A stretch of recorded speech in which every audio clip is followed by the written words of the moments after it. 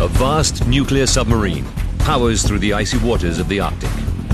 This is Kursk, the billion-dollar pride of the Russian fleet. Suddenly, an explosion tears through the front of the sub. Seconds later, another massive blast rips through the boat. Catastrophic flooding sends her to the sea floor. But how could this have happened? Kursk is supposed to be unsinkable. Now we reveal what really took a state-of-the-art nuclear submarine to the bottom of the Barents Sea. Disasters don't just happen. They're a chain of critical events. Unravel the clues and count down those final seconds from disaster.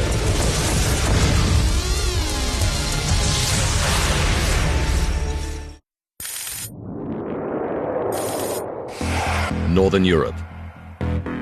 Russia. August 10th, 2000. Naval dockyards across the Kola Peninsula are buzzing with preparations for the biggest exercise the Russian Navy has seen since the collapse of communism. 9 p.m. The submarine Kursk is undergoing final engineering checks in the highly restricted Zapadnaya Lista naval dockyard. Created to attack American aircraft carrier battle groups, she's at the cutting edge of Russia's defenses. Powered by 2 nuclear reactors, she's 150 meters long and as high as a 6-story building, more than twice the size of a jumbo jet. Lieutenant Captain Dmitry Kolesnikov is enjoying a final cigarette before boarding Kursk. This is Dmitry's 27th birthday, and he's missing his new wife. Olga and Dmitry were married only 4 months ago. Soon after they were married, Dmitry gave his new wife a tour of the Kursk. He wanted Olga to feel the same confidence in the submarine that he did. I did not expect a submarine to be so enormous. Towards the back of the boat, Dmitry shows Olga the propulsion control station, where he is section captain. When she gets to some of Kursk's more unusual features, a sauna and a swimming pool, Olga can see why Dmitry is so happy on Kursk. I could see she had a right to be loved. Although this mission will be a 5-day exercise, Kursk and her crew are always prepared for real combat, and the sub bristles with weapons. She carries 24 cruise missiles in silos on each side of the fin. And in Kursk's bow is her torpedo room. There are 6 torpedo tubes and space for 24 torpedoes. Friday, August 11th. In the Barents Sea, 140 kilometers from shore, the naval exercise is in full swing. Kursk will take part in a simulated attack, with Russian ships substituting for the Americans. Her commander is Captain Gennady Lyachin, an unashamed product of the Soviet system, one of the Navy's most experienced men. Their target is Peter the Great, the flagship of the Northern Fleet. In control of the reactors is Alexei Mirchaev. This is his first mission on Kursk.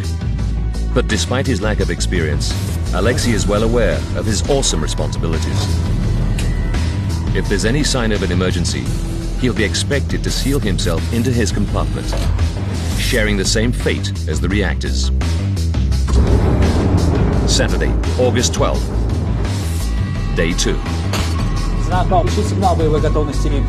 Kursk is now ready to begin the final phase of her mission. She'll fire 2 practice torpedoes at the enemy battle group. Like all practice torpedoes, there's no warhead on the front, just a dummy weight to balance the weapon. It's 11:08 a.m. The commander has decided to make his attack from close to the surface. He looks for enemy ships and spots the distant target. The battle group will be fired on by 6 subs as it passes through the exercise area. Kursk is second in line. It It's 11:27 and 30 seconds. The commander takes a final look in the periscope. Kursk is poised to launch the first of her torpedoes at the enemy battle group.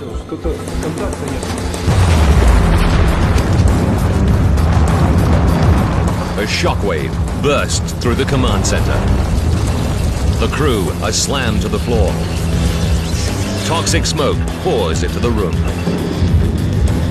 Although seriously injured, the captain knows that the only way to save the ship is to get it to the surface as quickly as possible. He orders his crew to perform an emergency blow. But no one can respond. 70 meters from the source of the explosion, in the reactor control room, Alexei's training kicks in. Alexei knows that the reactors are separated from the hull by powerful shock absorbers and can withstand a jolt of 50 times normal gravity.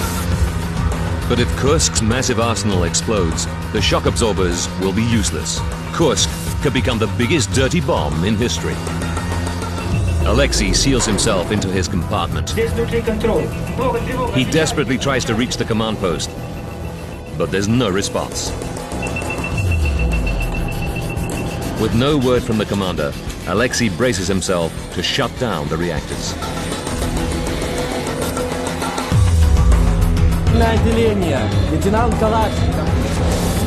11:30, 135 seconds after the first explosion, another detonation rips through the front of Kursk.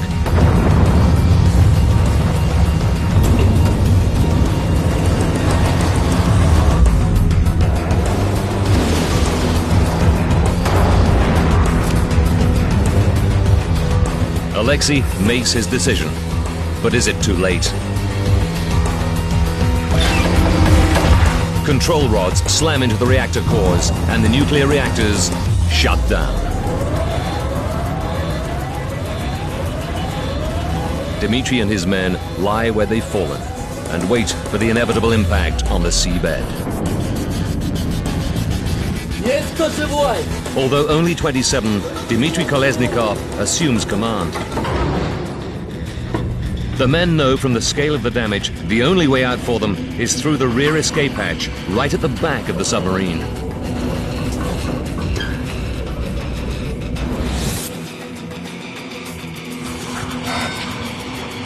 (1:15 p.m.) Aboard Peter the Great, Admiral Popov considers an unexpected turn of events in the exercise. 5 of the 6 submarines have reported successful missions. Only Kursk is silent. Admiral Popov decides there's no reason to raise the alarm yet. Kursk is, after all, unsinkable. Meanwhile, Dmitry Kolesnikov calls for the men to yell out their names and carefully writes them down. He begins to log the events that have brought the men to compartment 9. 11:30 p.m. 12 hours after Kursk was ripped apart by 2 explosions, the Russian fleet finally declares an emergency. A full-scale search and rescue operation begins. At 4:30 in the morning, after a 5-hour search, Kursk is finally located by Peter the Great's sonar operator. Monday, August 14th. Across Russia, news is leaking out about a submarine disaster. Towards the end of the day, I realized that there had been a tragedy. We were thinking of which hospital to take him to. Russia has 2 high-tech surveillance subs, which could provide vital support for the rescue squad. But they're unavailable. Instead, the operation will be down to the fleet's 3 remaining rescue subs. But years of neglect have left these in poor condition, and their crews have had little training. Nevertheless, the submersibles try to connect with Kursk. But none of them can make a watertight seal with the rear escape hatch. The Russian Navy's attempt to rescue the men is a total failure. And under growing international pressure, the Russians ask a joint Norwegian and British team to launch a rescue mission. At 7:45 a.m. on Monday, August 21st, 9 days after she sank, divers finally managed to open Kursk's outer escape hatch. But when they open the lower hatch, they find the submarine is flooded. All the 118 men are dead. The first body to be recovered is Dmitry Kolesnikov's. A note is found in his pocket. It includes the list of the 23 men who survived the blast, only to die in compartment 9. And it contains his farewell to his wife. It is dark in here to write, but I'll try by feel. It seems that there are no chances, maybe 10 to 20%. Regards to everybody. No need to be desperate.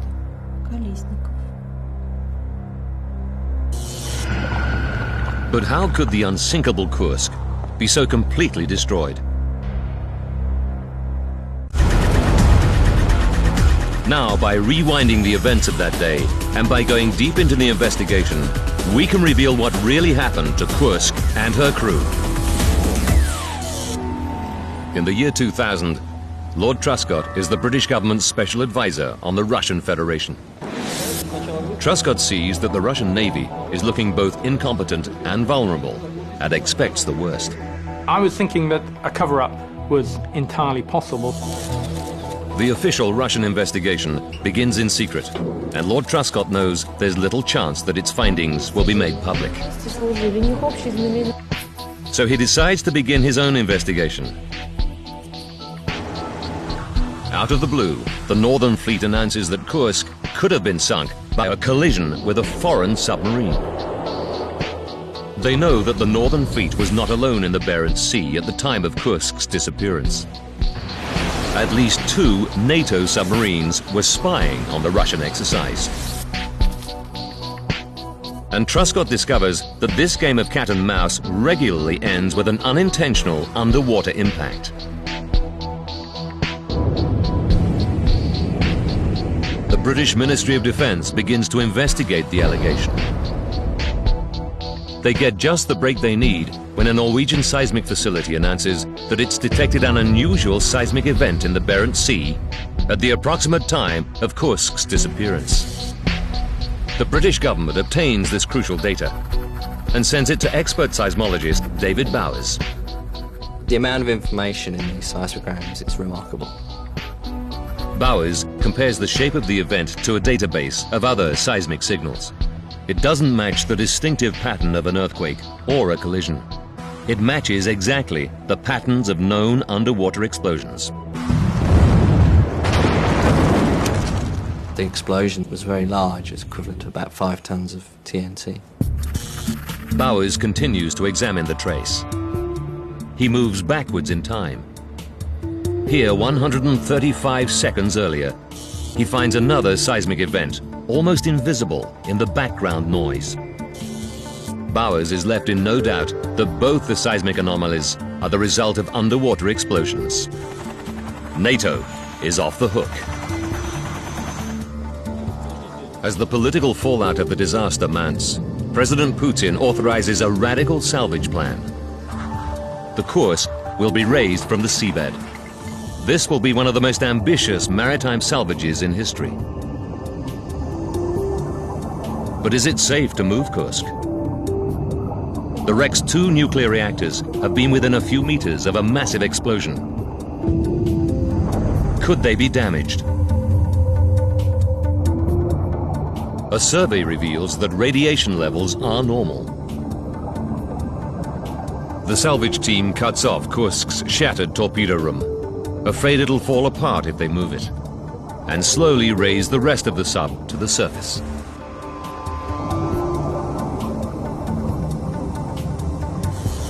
"14 months after she sank, forensic specialists begin work on the immense wreck. They quickly establish that all the crew's missiles are intact, so their attention turns to Kursk's torpedo arsenal. Although the torpedo room has been left on the seabed, by analyzing the distribution of damage on the remaining wreck, they deduced that between 5 and 7 torpedoes exploded at virtually the same time. This corresponds to the 4.5-ton blast predicted by the seismic data. Truscott is confident that the cause of the second killer blast has been identified.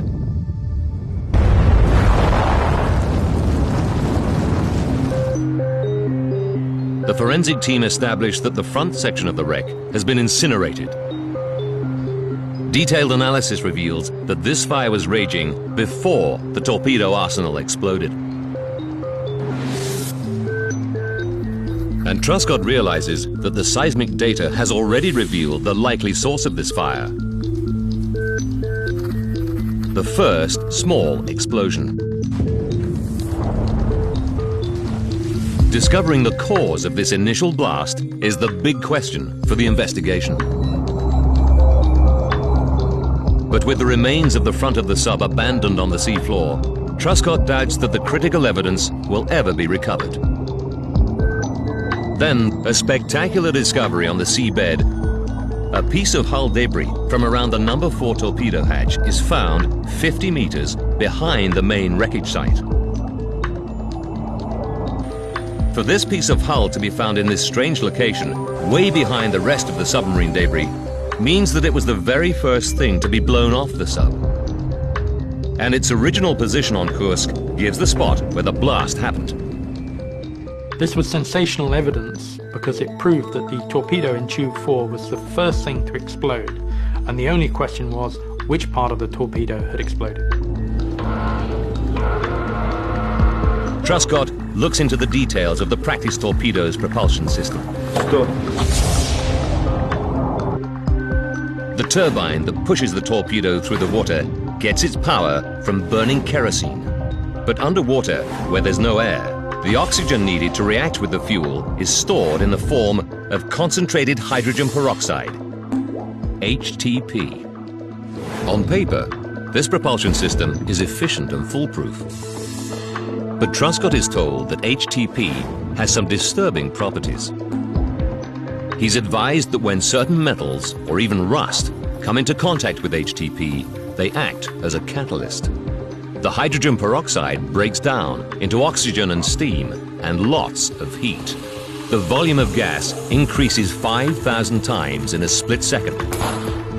In a torpedo, this can be a deadly force. I was amazed to discover that HTP torpedoes were extremely dangerous, especially if they weren't handled properly.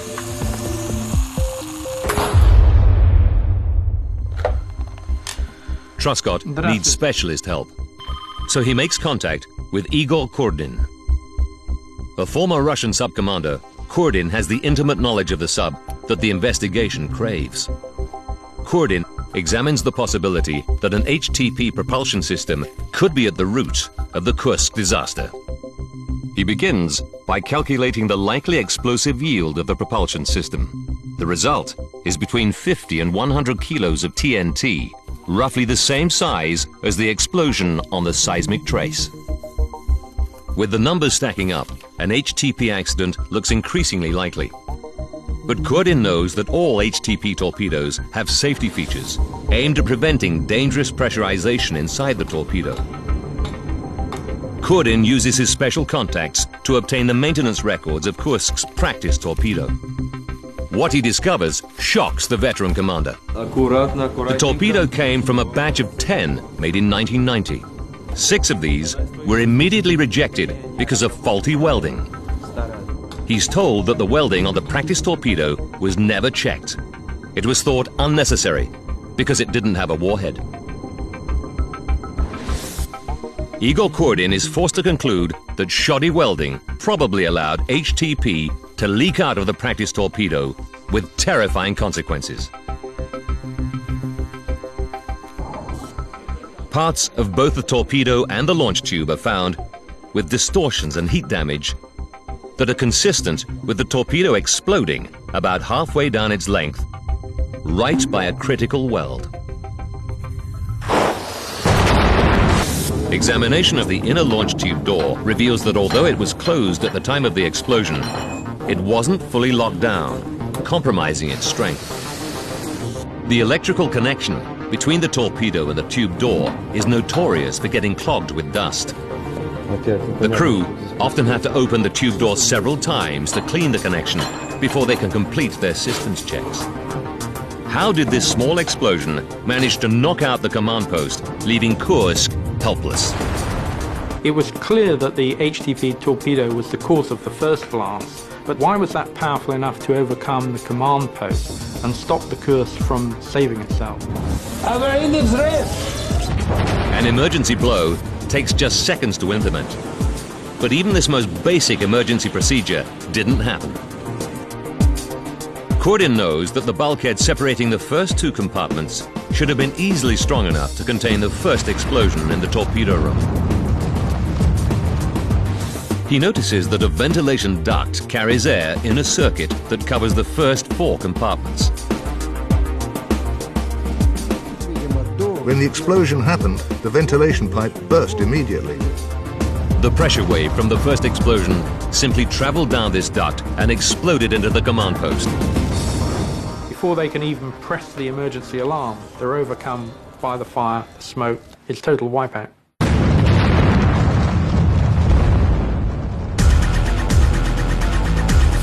Lord Truscott can now put together the chain of events that left this Russian super sub and her crew seconds from disaster.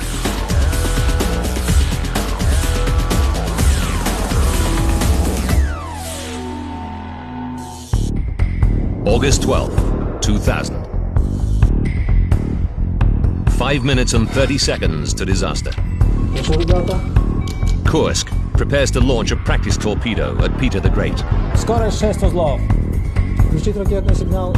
As the commander maneuvers Kursk, in the front of the sub, the torpedo is leaking HTP into the launch tube, and a puddle of HTP forms. The liquid contacts a patch of rust and instantly expands 5,000 times in volume. The pressure spike shatters the torpedo casing and splits the kerosene tank.